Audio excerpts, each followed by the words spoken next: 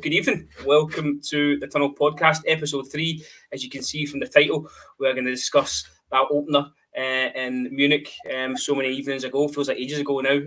So we're going to go through some talking points there and also look ahead to Wednesday night's game. This pod will be solely focused on the Scotland national team. We are back tomorrow night with some England stuff as well. Delighted to say, joined in the Tunnel tonight by two men who know the man shafts from their bratwurst, Connor and Tom. Connor, how are we doing? Aye, not bad at all.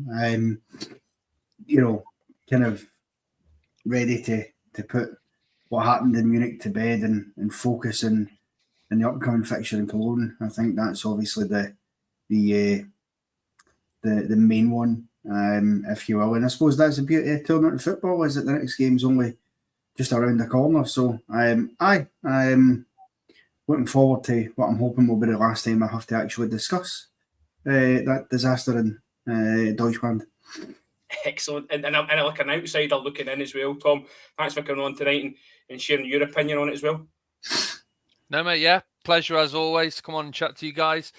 Yeah, I was going to say that, I'm feeling a bit better than you two, but I don't know. I think the England fans have been moaning and groaning more, about our performance last night than the Scotland fans have been about their performance on Friday. So yeah, well, like you said, we'll talk about that on tomorrow night's show. But yeah, I'm good, thanks, bud.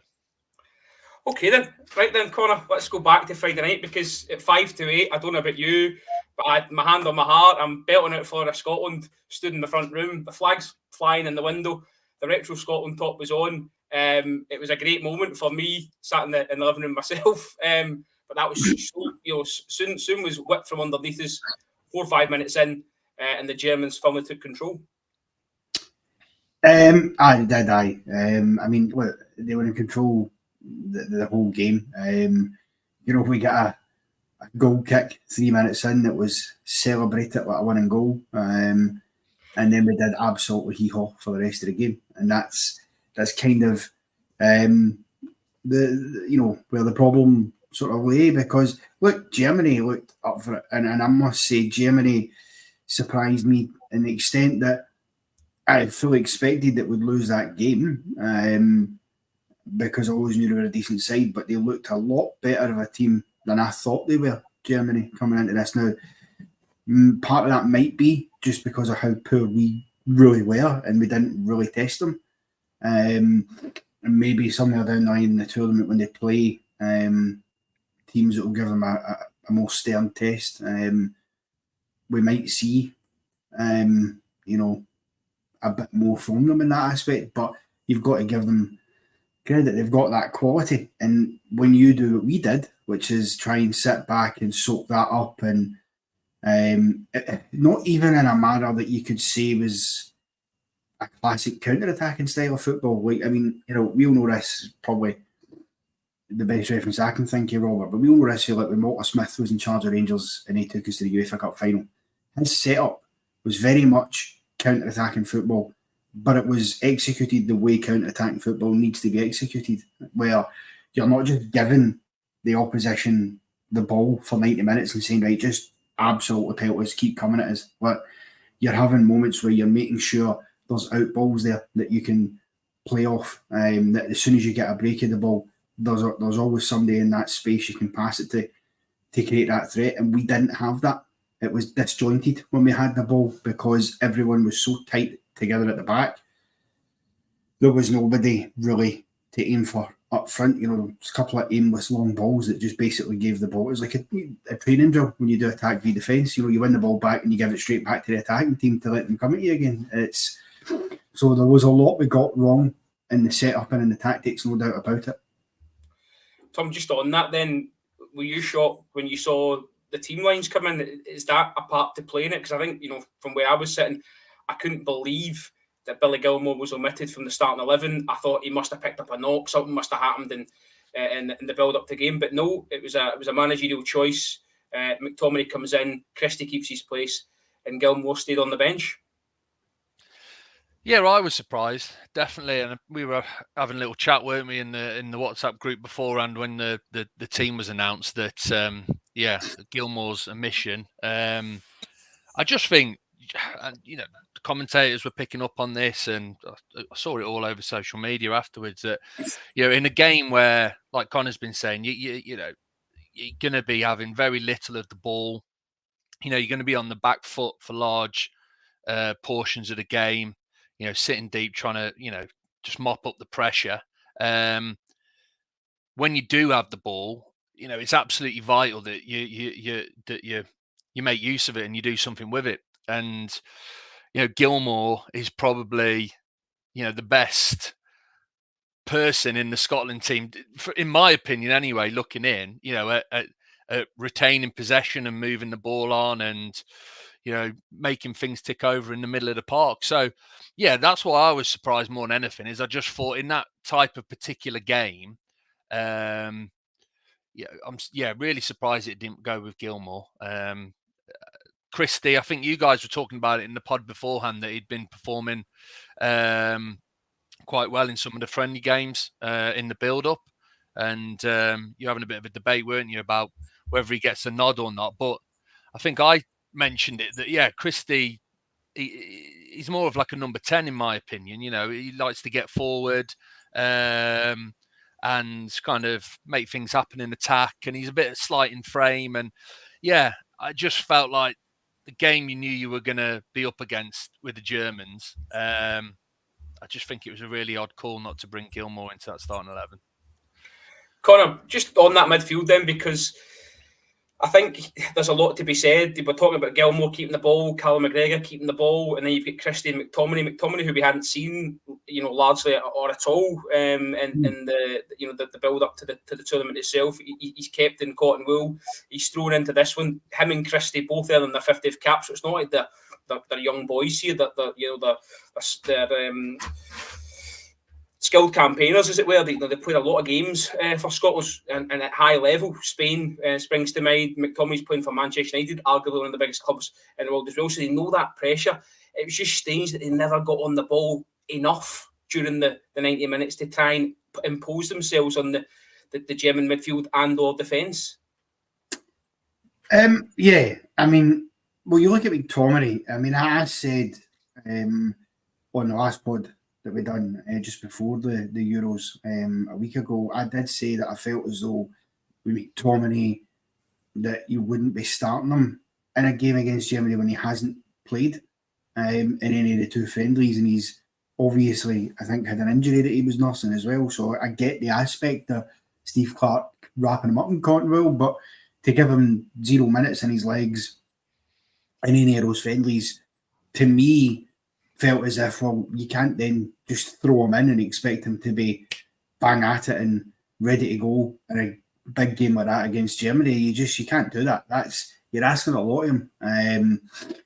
For as good as McTominay has been in a Scotland jersey, particularly in the last 18 months, 2 years, you're still asking him to get a lot out of himself when he's only just coming back. So I do think that was a mistake, and you said it there. That's for me where Gilmour should have been starting, and then as I'd said prior, if you wanted to bring McTominay on after an hour or so, fine, wouldn't have for the problem with it. But it just goes down to it, and the problem was that first of all, to have any essence of control in the midfield, you actually have to be in the midfield, and they spent most of that game not where they should have been. The space that Germany had in midfield was unbelievable. For their goal line till, I'd say, the outer circle of the halfway line and our half, they had that entire space to themselves. We had no midfield. It was so deep, and that creates its own problem, because one thing about McTominay is that, and it's been proven time and again when he's tried to do this with McTominay in a Scotland jersey, he's not a defensive-minded player. He just isn't. He's played in a back three for us before, and it's been poor. His worst performances have came when he's had to be more defensive, and he had that issue there because of how deep we were. I think McGregor was the same, and again, I do feel that had Ryan Porteous not been sent off, we might have seen changes made earlier in the game in terms of maybe McGregor would have come off a bit earlier for Gilmore or whatever. But because he was hamstrung with the fact he's had to bring Hanley on to cover the defence and take off a striker, which left Christie then having to, chase shadows trying to do something up front, which I did find slightly bizarre, because if you were still looking to play somebody in the attacking role, why not just replace your a midfielder with Grant Hanley then and just leave Che Adams in the park instead of leaving somebody who's not a natural striker and Ryan Christie to have to try and chase it for the whole half. So, I mean, look, there was certainly issues where that was concerned, but these are guys, as you say, they're experienced enough now. There's no excuses anymore. They've had that taste of tournament football a couple of years ago. Now they have to show what they're capable of and show their mettle, and that they can turn up, because this notion that you qualify and then you down tools and that's enough, it's not enough. It isn't. Time was, it might have been, but it's not anymore. Not when you've raised the expectation levels as high as they have done over the last couple of years. Tom, we can talk about selection and whether it was right or wrong, but does the buck fall with the manager in terms of his tactics? Connor's touched on there about how Scotland played. People sort of describing it as an off night. It was no off night. Scotland have played like this against England. They played like this against France. They even played like this against Norway in the game at Hampden. There's no press. There's a low block. They're standing off teams. The midfield are not pressing. The midfield are not even blocking. I don't know what the midfield are doing. There's gaps when crosses come in, and they're dropping. They're dropping off sort of near the box as well. So it's a strange one, really, because it's not like it was just off night. It's a tactic being deployed by the manager that's not been successful every time we see it. Well, that was this was the question I was going to ask you guys, because obviously the way he set up on Friday was almost like two lines, wasn't it? It was a 5-4-1 formation, wasn't it, basically on Friday? And this was what I was going to ask you guys: is all right. In the group stages, when you've been playing, say, none of the top teams, shall we say, Georgia, Georgia, and the guys that you've been expecting to pick up 3 points against, so at least put in a good game and get something from the matches. How have you been setting up? Because I know obviously you play your three centre backs and then you have your wing backs, but then how does your midfield and strikers normally operate? Because again, watching it, I was thinking, is this how Scotland always set up? Because I've watched you a few times over the qualifiers, and it just felt, like you said, so rigid, those two lines, that there was just it was almost right from the off, there was no intention to attack. And look, you touched on already, how good the Germans were, some of the players they've got within their ranks, but it just seems so defensive right from the off. Whereas when I've, look, I haven't watched you that much over the qualifying, but when I have seen you, it seems to me you've taken a different approach, especially in midfield, in terms of players, getting forward and supporting the striker. What's your normal formation? Is that... Connor, I'll jump in here before you come in just quickly. So I think a massive miss is obviously the wide men in Hickey and Patterson. That point takes away somewhat from what we're playing. I know Andy Robertson's great going forward, but I thought he was, as I say, he flattered to deceive on Friday night. And then the midfielders just, instead of sitting back, they get on the ball and they go and impose themselves on the game, which I don't feel like we've been doing in probably for the last 8 or 9 games. We've really seen a change in the midfield, and you look at somebody like John McGinn, who it was interesting that I sort of picked up on stuff he was saying post match, and he seemed the most real in terms of, it wasn't a generic response. He was just saying, look, we're shipping goals, we're not scoring goals. It's been going on a long time. I'm concerned. I just felt, just watching it as an outsider watching the game, I just felt it was clear within the first kind of 5 minutes that whatever system Scotland, had started the match with, and whatever their intention was within the first 5 minutes, Germany had got the better of it. The amount of space that they were creating between those two lines, those lines were so straight, and you just had Musiala and Wirtz and Havertz, who obviously likes to drop a bit deeper and link up play also. Those 3 guys were just unchallenged. The amount of balls that went through the line so easily in the first kind of 5-10 minutes. And I was funny enough, I was messaging my old man who was watching the game, and we were just saying, like, he's especially after the first goal went in, we were just saying, he's got to tweak the system somehow here. I don't know how he's going to do it, but surely, if we're all watching on the telly, we can see the problem and it's not working. You're thinking, well, Clarke and his coaches have surely got to be seeing something's not right with what they set out to do. Tweak it maybe. I don't know. That was just my take. I was just screaming for him to kind of change it, because those guys that were playing attacking midfield and Havertz dropping a little bit deeper were just the amount of time. I lost count the amount of times they just, there was a ball that went through the lines and it was like your defenders didn't know whether to go with them. So they held their line. They didn't know whether to follow him and go with him. And again, your midfielders didn't know whether to drop back. They were so rigid in holding those two lines, and it was just way too easy for those guys to get on the ball. I think that's actually a pertinent point, Connor, because it feeds into what Steve Clarke's been saying today. He said he's got to take some responsibility because he probably gave too much instruction prior to kickoff. But then he caveated that by saying, and the instruction that was received by the players was interpreted wrong.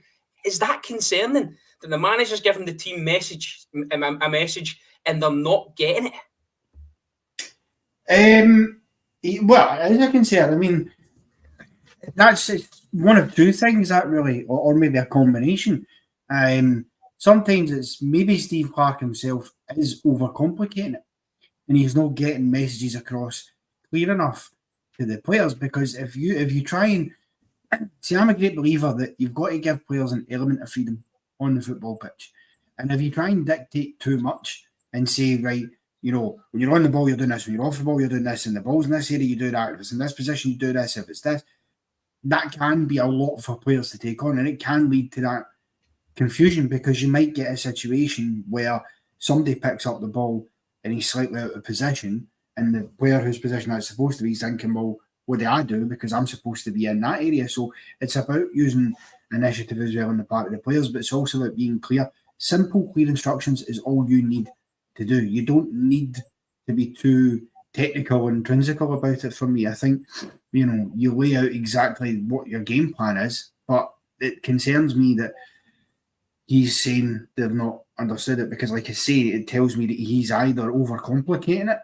or the players aren't buying into the system he's wanting them to play, which is worse, because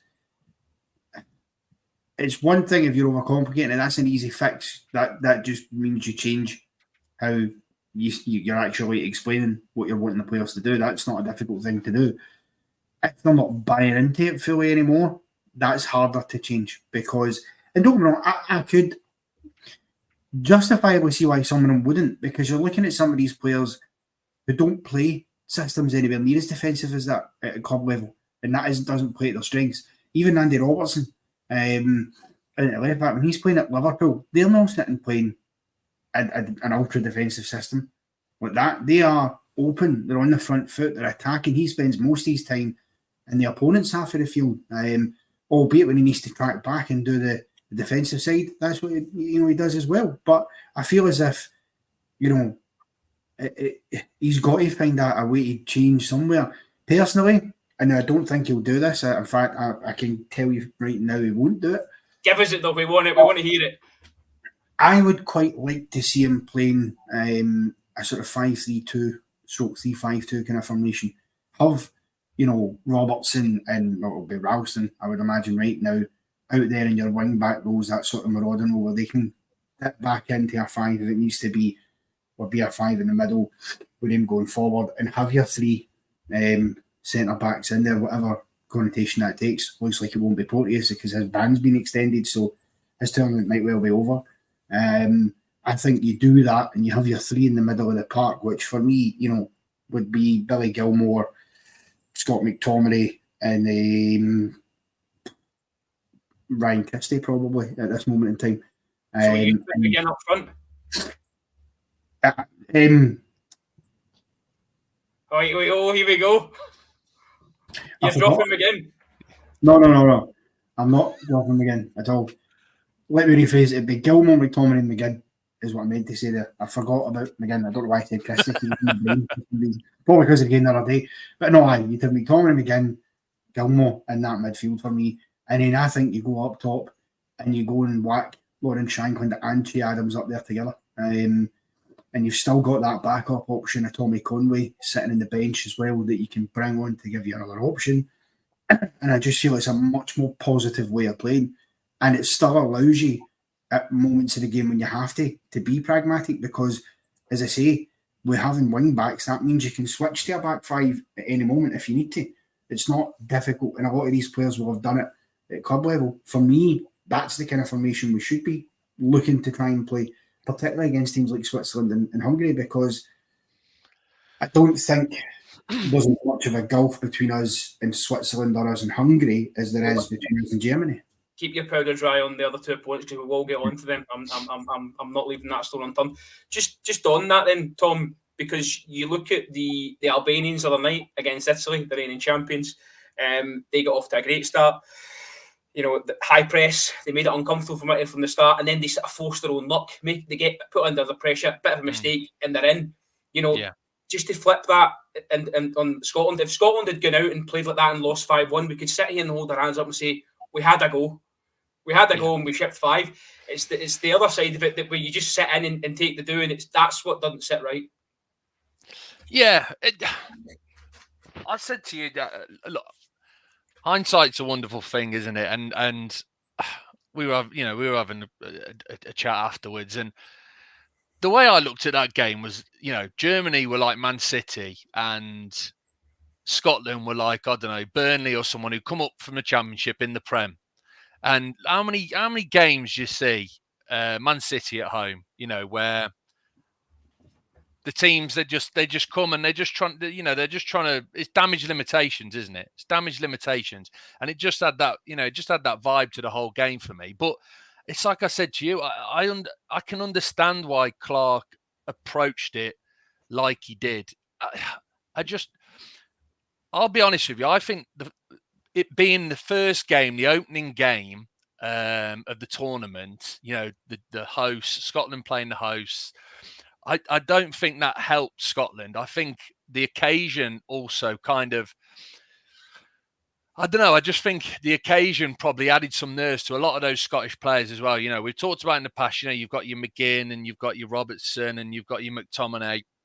You know, you've got these guys who can handle that kind of pressure, playing in a massive stadium at the highest level, you know, in European nights, you know, the pressure and the nerves and how to control them, all the rest of it. But, you know, a lot of those other Scottish players, you know, I know they've played qualifiers, but they've never played. It would have been the biggest night of their career, wouldn't it? The biggest night of their career. And I genuinely could see that in some of them, you know. And, you know, we talked about this in some of the previous pods. A lot of those guys are playing in the Championship, you know. So for them to be, you know, not only playing your first game in a European competition, you're playing one of the favourites who's hosting the competition, you know, on opening night, the whole stadium. And, well, you guys had some fantastic support. I've got to put that in there. You know, your supporters were absolutely unreal. But, you know, big chunk of the stadium's obviously cheering for the Germans. I just felt that played its part. I really did. And yeah, I do think there was a bit of overreaction afterwards. I know you got a drubbing, and I know you guys didn't play anywhere near as you know, as what you're capable of, you know, and what some of the performances you've put in qualifying, you know, Spain, for example. But yeah, I think it was a combination of things which you know, were the reason behind, you know, the result and the performance. And I honestly, you know, again, it's easy for me to say, mate, but I genuinely don't think it was as bad as some people were making out, you know, especially some of the commentators, some of the things Roy Keane was really vociferous, wasn't he? Yeah, I just, it's just, again, it's just sensationalism, isn't it? I genuinely felt the way Germany were up for it, you know, on opening night in front of their crowd. I honestly think they could have put 3-4 past, you know, the vast majority of teams in the tournament. You know, you're probably only looking at taking out the likes of France, maybe England.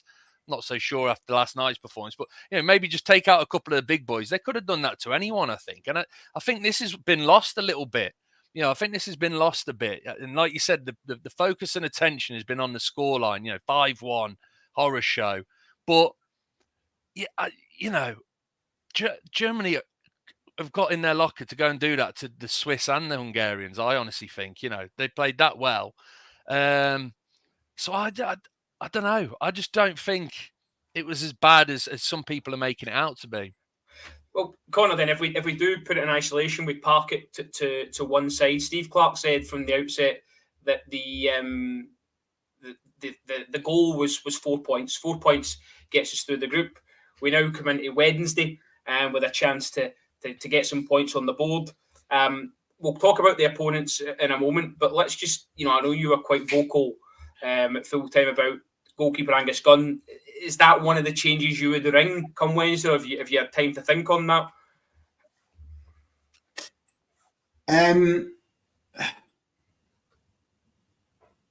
I still think I would make the change, if I'm being brutally honest. I feel like it's one thing you could say, well, keepers make mistakes. They do, right? It is, sometimes these things do happen, but the level at which, for me, you're playing at is the first goal in particular.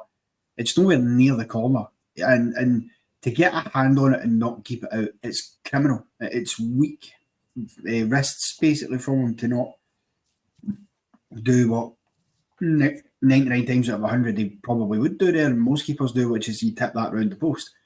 He's managed to tip it onto the post and then in, which has not helped him at all. So for me, he's got to do better with that, and I think even the one towards the end, again, it's another one where you get a hand to it, but it doesn't stay out, and for me, it's not good enough. And I think giving him a game in the sidelines just to take some of the heat off him, because no doubt that pressure is going to be on him going into the game against Switzerland. It always is when keepers make mistakes. I remember, was it 2010 when Rob Green spilt that shot for Clint Dempsey against the USA, and the spotlight is that, that basically ended his England career, but the spotlight's then heavily on you get into the next game. Every time a ball comes at the goalkeeper, then it's, is he going to make a mistake here? So I think I would just take some of that pressure off him a bit, bring in Xander Clarke, who has more than earned the right to have an appearance at this tournament. I think there's not much between him and Angus Gunn, if we're being honest. So I would give him the shout and let and let Angus just have a breather, and hopefully he can come back in under more positive circumstances, potentially in game day 3 against Hungary. Do you know how we pulled out the England goalkeeper there? He left David Marshall at the last Euros. He left that one out, but he's throwing Rob Green in there. Nice of that. Gunn was almost. To be fair, I had sort of erased that from my memory bank.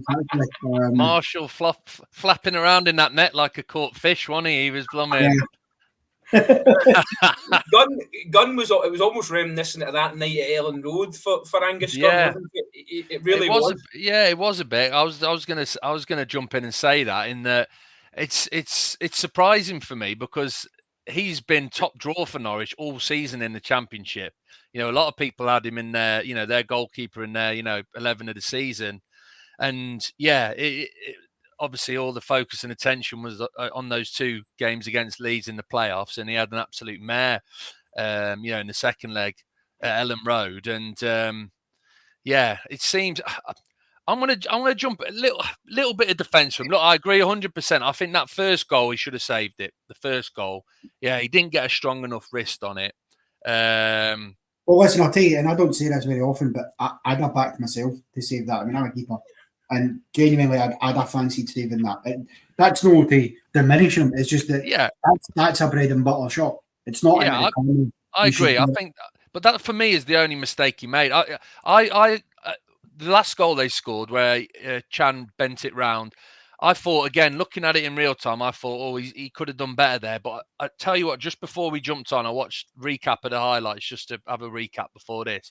And I don't know, I think it's a bit harsh blaming him for that, that last goal. I think it was, they had defenders in his way. He's bent it right round the defender and he's tucked it right into the bottom corner. I think that little bit harsh on him, but that first one, most definitely. But do you think that's enough to warrant him being dropped for the next game? I personally think it's a bit of a risky move if you drop him. The heat off him though, because what I'd hate to happen is he plays against Switzerland and then a cheap goal goes in again, or even one that's maybe not necessarily a dreadful mistake, but then people go, got to be saving that, and then he's under severe pressure. And that devil's advocate then, so you whip him out, okay? you put Clarke in. Clarke has an absolute stinker. But you go into the final game against Hungary and you can still qualify with a win. What do you do? Liam Kelly's lucky day. You what? Play Liam Kelly. I think that is Kelly's lucky day, isn't it? No, listen, I don't know. I think Gunn will play. Personally, he probably will play. I'd like him to be taken out the final line just for a minute, just because, like you say, if there is any goal that goes in that's perceived he could have done better with, it just gets added onto his shoulders. And what we don't need is for him to, end up in an Alan Rough, Jim Leighton kind of situation where people just look back on him as some sort of joke goalkeeper because he had, a bad performance or two. Let's be honest here, with the retirement, surely incoming for Craig Gordon at international level, with David Marshall now being retired, Angus Gunn is now the new number one goalkeeper. He is now who we're looking at to be in that spot. So you don't want to, damage him too much if you can avoid it. And these are hypotheticals. I'm not saying that would happen in that game. And like I say, he most likely will start. For me, I just think you might need to think about longer term issues as well. Just lastly on Wednesday night selection, Tom, I'll come to you because you're a championship man. Shea Adams, we mentioned before we came on air that he had a real rough night, probably the hardest night of his career to date. Yeah. What do you think that'll have done for his confidence, and also how do you build him up again over the next couple of days if you are going to let him lead the line in Wednesday night's game against Switzerland? But you're going to have to create chances and you're going to have to take them. In terms of confidence, I don't think it would have done him too much damage. And again, I go back to an example. Southampton in the Premier League. There must have been many a time where Southampton have been on the back foot and he's been a spectator up top against the likes of Man City, against the likes of Liverpool, where his job has been to just chase those long balls into the corners down, try and win something, free kick. And he's just spent the game chasing shadows most of it, and it's just been it's not been very good for the man. But I don't think you're right though. There's definitely going to be some pressure on his shoulders now though, coming into these two games, because these are the two games, aren't they? These are the two games, and Clark's obviously been talking them up as well, that these are the ones you're looking to get your 4 points from, or 3 points at the very least. So, but again, I just think he's played Premier League football. I really rate him. I think he's a top player. He's had a good season at Southampton. He's had a few knocks, so he hasn't been playing consistently. But when he has played, he's looked a cut above championship level. And like you were saying at the start, he's out of contract, and I think Southampton are trying to keep him. But I think he'll have some suitors in the Premier League if he wants to move on. So I know I don't think it will affect him too much, to be honest with you. And personally, I think he'd be the right player to lead the line once again. I think he has got to go with Adams for the next game. Connor, let's just move on to the Swiss, because it was quite an impressive first 45, you have to say, from them against Hungary. Hungary were, I think, one of our dark horses. I can't remember. I think, was it you, Tom? Did you pick Hungary? It was, yeah. Yeah. And I thought they were meant to be dark horses, not donkeys, because that first 45, they just did not come up. But certainly, as I say, Switzerland, Connor, gave us food for thought going into Wednesday night. Certainly they did, yeah. I think Switzerland, I must say, I was impressed by Switzerland in terms of the actual threat they had in attack, because that was the one part for me that I didn't really see with them. I thought, right, okay, they look reasonably okay at the back. They've got the likes of your Shakiris and stuff like that in there, and they look decent. But I'm thinking to myself, where's the goal threat? Who's the threat for them up there? And the big boy whose name I keep forgetting. Mbolo. Right, Mbolo. He looked real handy. And I think he's going to be a menace for that defence to deal with. And I think it'll be interesting to see who Steve Clarke matches up against him as well on Wednesday, because report has been out, it's a toss-up, really. It's either Hanley or McKenna, realistically. I would go with McKenna. I really would. I think he's more mobile. I think he's played in the Champions League earlier in the season with Copenhagen. I really rate him. He's another one available on a free this summer. Yeah. I think he's a really good centre half, and I think he offers that a little bit more, as I say, than Grant Hanley. But I'm not the Scotland manager, so we'll see what happens. Who would you go for, Connor? Hanley or McKenna? I agree. I would go. I'd go McKenna. All the long as you say he's far more agile, far more mobile, and able to deal with these things. He's a smartphone. Grant Hanley's still got an aerial that you have to pull it to get a signal at him. Realistically, so for me, I would big on McKenna in that situation all day long. And yeah, see what we can do, but it's where we have to be covered defensively and be a bit more difficult to break down. Don't offer the freedom and the spaces, because Hungary did that. They were very loose at the back, and that allowed Switzerland to punish them, and they showed that they could punish them with the 3 goals that they got. So yeah, we just have to be a bit mindful of that. But listen, the one thing I would say, if we can provide a bit more of an attacking threat ourselves and actually try and get after Switzerland, then you can get in behind them. Hungary did. They just didn't take their chances. Before they scored, the same player, what a chance he missed. He had a very good chance. And at that point, obviously, it's 2-0. So if he takes that and the second one falls his way, it could be a totally different game. So that's what we have to look at as well. And I'm sure Steve Clarke will be looking at all those aspects of the game and looking at how best to deal with it. But certainly Switzerland will prove a difficult a difficult test for us. Although I don't know if you believe in omens, Switzerland were the last team that Scotland beat at a major tournament. So that was obviously in the 90s. So there is that. Tom, are you going to jump in there? No, I was just going to say, yeah. I think the lesson to be learned in that Switzerland-Hungary game for Clarke is the first half. Hungary, they started the game like you guys started the game in Germany, and that they tried to get organised and sat quite deep, and and they weren't really pressing Switzerland until they got into their half. And it was just giving the likes of Xhaka, way too much time on the ball to, dictate things with his passing through the lines and so on. And, Switzerland, far superior team in the first half. But Hungary changed things, because the second half they came out, whatever was said to them, they came out with more energy. They were pressing higher up the pitch. They weren't giving Xhaka as much time on the ball. He was their key man. He was like the quarterback, wasn't he, pulling the strings? They were putting a lot more pressure on him. In the match, wasn't he? Yeah, they were putting a lot more pressure on him. And, still, these guys have got the quality still to play around it and, drop the shoulder and beat the man and so on. But they made it a lot more uncomfortable for Switzerland in the second half. And like Connor said, they had their chances. And, I know Switzerland won the game 3-1 in the end, but I think that put a bit of a gloss on it, because Hungary missed the chance, then equalised, didn't he? The guy missed that header, and then he equalised not long after. And then Hungary were all over him. They were struggling to kind of create some real clear-cut chances, but they were dominating possession.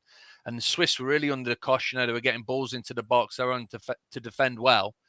So I think as long as you're Scotland are more positive in their approach in this game, you simply have to be. Obviously, you got to try and win this match. I think you could cause the Swiss some problems. You just cannot be as defense minded as you were in that game against Germany, because again, all right, the Swiss aren't as good a team as the Germans, but they have got some dangerous players who can pick you apart. And like I said, Xhaka, he was proving that point in the first half. He was fantastic. Connor, there's no way Steve Clarke can package that up and sell that to the public if he goes that way again, is there? There's just no way. No, not on your Nelly. Listen, Steve Clarke, I think, look, the honest truth for me is, if we finish this Euros campaign without a win as we did the last time out, then I think Steve Clarke, unfortunately, will be leaving the building. Purely because I think the ultimate truth will be that people will start to look at it and say, well, okay, he's managed to get us into 2 tournaments, and absolutely fair play to him for that. We've all loved being on the journey with him to get to those tournaments. They've been exhilarating qualifying campaigns that have been typically Scotland in many ways. When you look at the first one in particular, penalty shootouts and stuff, but certainly, there's levels, and it's like, well, how far can he take you? So if as far as he can get us is, we'll be in a tournament, but realistically we just make up the numbers because he can't get a win, he can't get over that line. Then you need to explore other options out there who can do that. Now, some people might say, well, who else is out there that would be better than Steve Clarke? And I get that, but I always say that isn't necessarily a reason to just keep going with the same thing. So I do think he recognises that he's got to try and change it up. And like Tom said, the media are relentless on it as well. I think part of it comes to it's the sum of all its parts, that we've come into this off the back of the worst run we've had since the late 90s, since Betty Volts was in charge, where we've won just one game out of 10. That is not good enough for any Scotland manager, regardless of who you're playing, because that gets ignored a lot of the time. But so, yeah, he's got to do something different. That's why I'd love nothing more than to see him whacking 2 strikers up there. Go and put Adams and Shankland up there. Go after it. Be brave. That's what got us here in the first place, was taking those chances. And I genuinely believe it can work, especially because Adams and Shankland, to me, would complement each other brilliantly alongside one another. Because what Che Adams brings, he can be a menace when he gets good service and he's involved in a game. He's a great hold-up player, and he can create that bit of space and occupy defenders. And see, when you've got that, and you've got somebody like Warren Shankland, I know you've got posters in your bedroom walls, Robert, he is the kind of predatory player who will come in and will sniff out those moments, and he'll score those goals if that space opens up. And that's what I'd love to see us doing. Unfortunately, I'm not quite convinced we will do that, but I still expect us to be a bit more aggressive in the game. I think you're right. I don't see Steve Clarke changing it that drastically from the off. However, why take somebody like James Forrest, for instance, in the squad if you're not going to change it late on in the game? See, if it comes to 70 minutes and you're 1 down against these in Cologne in Wednesday night, you're going to have to do something drastic. Not just go man for man. Just change the system, like Tom was saying earlier. Get some width in and start running their fullbacks. Yeah, that was one thing I forgot to mention, was I just felt as well against Germany.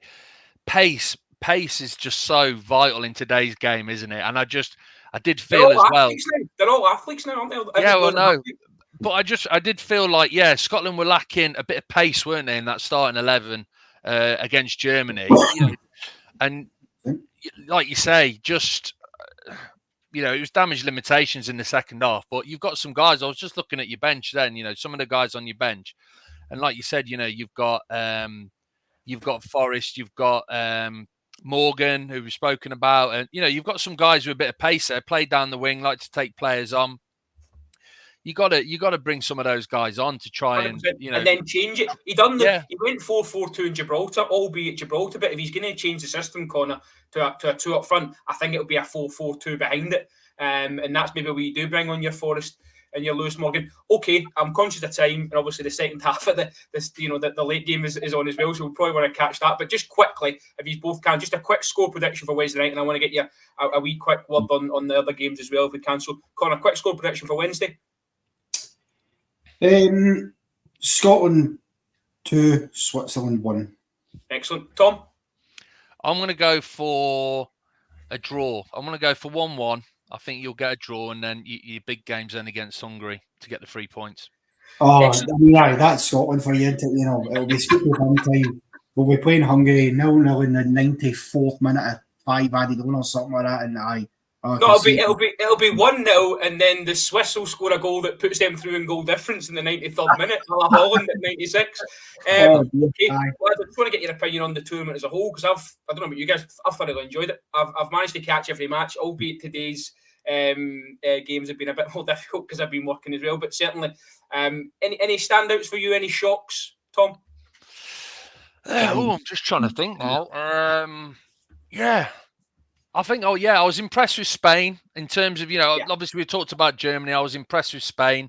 I know Croatia some of those guys are getting on a bit now, that kind of golden generation, but still they had some good players in there. And yeah, I thought it was a different kind of Spain as well, because, they've been so possession crazy over the years. Yeah.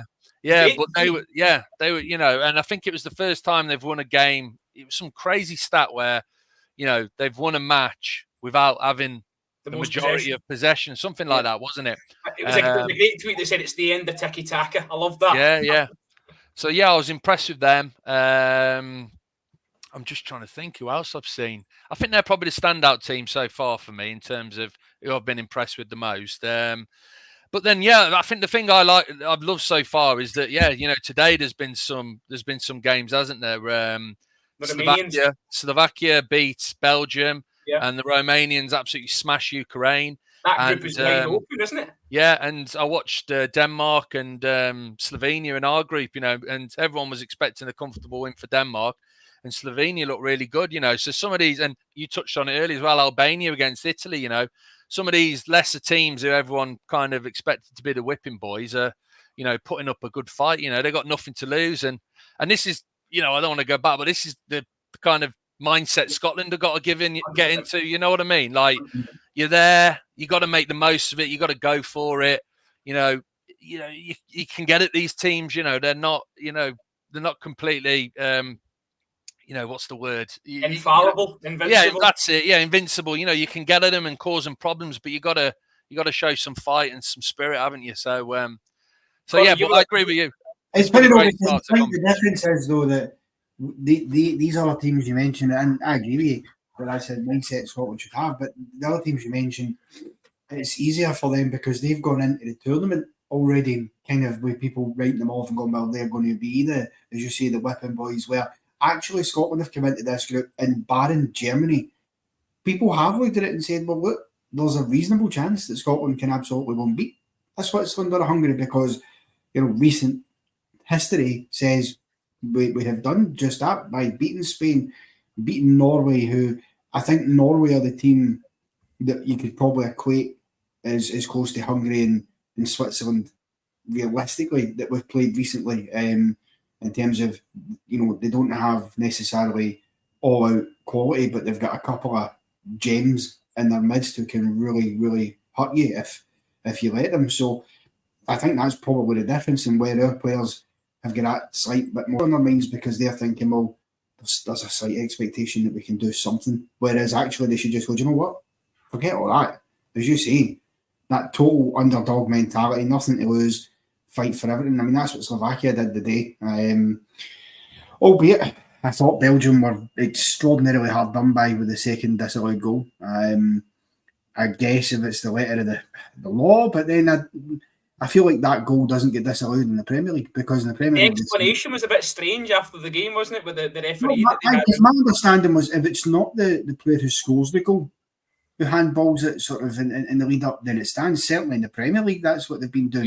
Yeah. But apparently the IFAB rules are different to that. I have no idea. It's, it's another one of these handballs that nobody knows the handball rule because it changes all the time. And I think that's just, unfortunately, they said mere changes in the sugar babes. It's just the way it is. You were sat there, I must say, like the cat that got the cream when Tom was talking about Spain.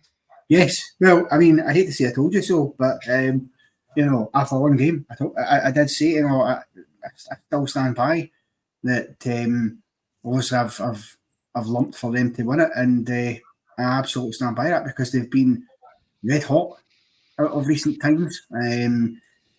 Certainly Belgium slightly let me down today because I did say that they would be potentially dark horses. I still think they can be. I think, like I say, got unlucky to an extent today, but also had plenty of chances to win it and they just didn't take them. So there is that. But they've got a bit of an aging squad as well. Bear in mind, that's statistically apparently the biggest upset there's ever been in the Euros, in terms of just how far apart they are in positions. There's also the fact, as I pointed out last week, that's the first time Belgium have lost a game since the World Cup. So they, there was every reason going into this to think that they should be able to go and do something. But Spain impressed me. A bit disappointed that Pau Torres never started. Not sure. We did mention that, Tom, didn't we? Privately, we did mention that.